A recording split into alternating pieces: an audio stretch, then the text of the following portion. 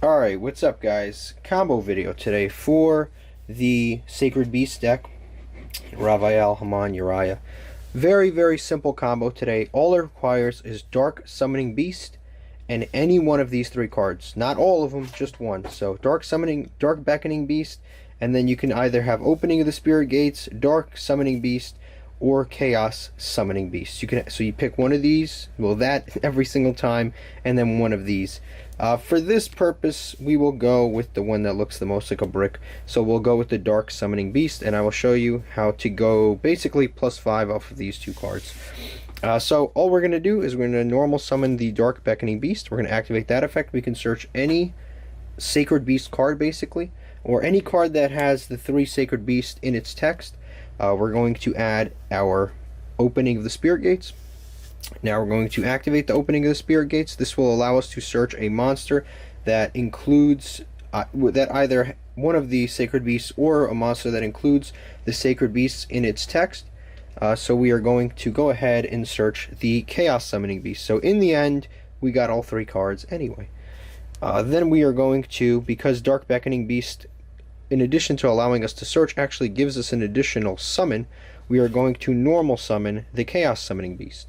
Now we are going to link away the Dark Beckoning Beast into a copy of All Mirage, or link 1 just kind of gets it off the field. We do this so we have a 0 attack Fiend monster in the graveyard.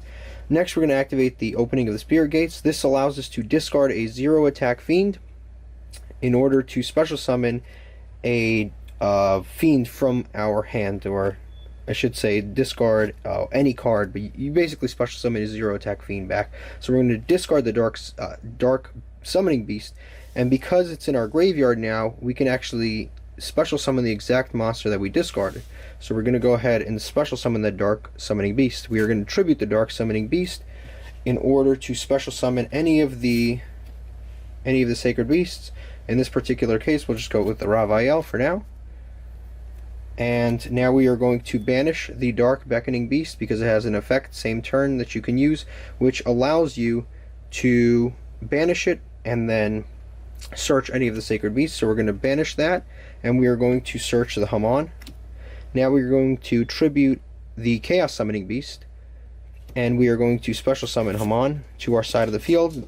This Chaos Summoning Beast basically allows us to tribute itself in order to special summon from our hand any of the Sacred Beasts, ignoring summoning conditions. So now we are going to go ahead and banish the Chaos Summoning Beast.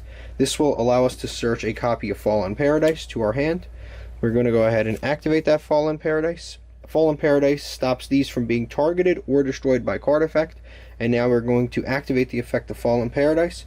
Fallen Paradise basically allows us to draw 2 cards if we control any of the Sacred Beasts. It's basically free draw power. I'm going to leave them face down just to, kind of like show that it's a +2, because we don't really know what we're going to get. It's not guaranteed every single time. Obviously, we have no way of stacking our deck in this scenario. But yeah, basically now we have 1, 2, 3, 4, 5, 6, 7 cards, and we started off with 2 cards. And like I said, it could have been any combination of any of those cards. Like, it was just the Dark Beckoning Beast and any of those cards that I showed you at the beginning to get us to this +7. So presumably we still have 3 cards in our hand, and if you've seen the deck profile on the channel, we play a bunch of other floodgates that help the deck, and other power cards like Magician's Soul and stuff like that, which also help the deck. So you'll have probably, like, you could probably get your way over to either a Sim Limit or an Awakening of the Sacred Beast. We do play 3 copies of that, but basically you get to a lot of other very helpful cards, and it's fairly easy to win. Yeah, this deck is very consistent, actually. I think one of the things that it has going for it is its consistency. But that's basically it. Also, we do control level 10, so if you had another copy of Opening of the Spirit Gates in the graveyard, don't forget, you can activate this and then add it back to your hand. Like, let's say we did for some reason have it in there. It's like a free copy back, and then you can use it the following turn, because this recycles your face-up spell cards. Or it recycles, if you control a level 10 Sacred Beast, it lets you add a continuous spell card from your graveyard absolutely for free, which is super awesome. But yeah, and just to see, let's just see what we drew just for the sake of it. Yeah, we drew Summon Limit and a Magician's Soul, which would have helped us immeasurably because, like I said, this is a floodgate, so our opponent can't special summon more than twice. And then this, we special summon, and we can actually get rid of this and then just draw another card. Or if we have any other dead spells, we can just get rid of them and then draw another card. Alright guys, now let's do some nice, simple test hands for Sacred Beasts. Let me just shuffle the deck. But the deck is actually fairly consistent. I'm going to say that as I brick the first hand, of course. But yeah, I think this deck is actually incredibly consistent. We'll see what we get. This is very much a going first deck. You can go second, but you do have to, you know, change the deck appropriately. Magician Souls, Awakening the Sacred Beast, Super Polymerization, Cerulean Skyfire, and Chaos Summoning Beast is our first hand. First thing we're going to do is we're going to activate the effect of Magician Souls. That's going to allow us to send a level 5 or higher, or level 6 or higher spellcaster to the graveyard from our deck and special summon it for free. If you play Dark Magician, you can actually special summon the Dark Magician from the graveyard. That is irrelevant to us. Alright, from here we are going to use the copy of Magician Souls in order to send. You can send face up, basically face up spells and traps, or spells and traps from your hand to the graveyard and then draw that amount of cards. So basically we're going to send definitely the Super Polymerization because that's not doing anything right now. But also we are going to send the Cerulean Skyfire. Cerulean Skyfire can always be added back to your hand with the other continuous spell if you control level 10, so it's really no big deal. So we're going to go send that to the graveyard because basically having this in the graveyard is basically a +1 later. It doesn't even matter. So we're going to send those to the graveyard, and we are going to draw 2 cards. Dark Beckoning Beast and Summon Limit. Okay, those are pretty good draws. We basically have you know, the full combo here, or as much of a full combo that this deck can do. So we're going to normal summon the Dark Beckoning Beast. This will allow us to search for the continuous spell. The continuous spell being the Opening of the Spirit Gate. So let me shuffle now that we've touched the deck again. There you go. Let me just cut 2. So the next thing we're going to do is, no, I don't know why I did that because I'm about to search. We're going to activate Opening of the Spirit Gates. This will allow us to add a card to our hand, which will be the Dark Beckoning Beast. Now what we are going to do is normal summon the Chaos Summoning Beast, just because this will give us an additional normal summon. And from here on in, we're going to link away the Dark Beckoning Beast. We can actually link away the Magician Souls and the Dark Beckoning Beast if we wanted to in order to make a link to, but I think I'm just going to go for, yeah, we could always go for a link to like IP Masquerena or something like that, but I think I'm just going to go for the Salamangreat Almirage. Now that we have a 0 attack fiend in the graveyard, we can discard any card in our hand in order to special summon a 0 attack fiend, which will be the one we discarded, which is the Dark Summoning Beast. Now we contribute the Dark Summoning Beast that we special summoned in order to special summon Hamon, Lord of Striking Thunder. I don't know what amount of summons we're at right now. I think that is more than 5, so it wouldn't matter. We're still in the beer range, unfortunately, but it doesn't really matter. Yeah, we're definitely in the beer range. But we're going to basically special summon that. Now we are going to, actually we're going to activate the effect of Opening the Spirit Gates to add back Cerulean Skyfire. And now we're going to banish the Dark Summoning Beast in order to add a copy of Raphael to our hand.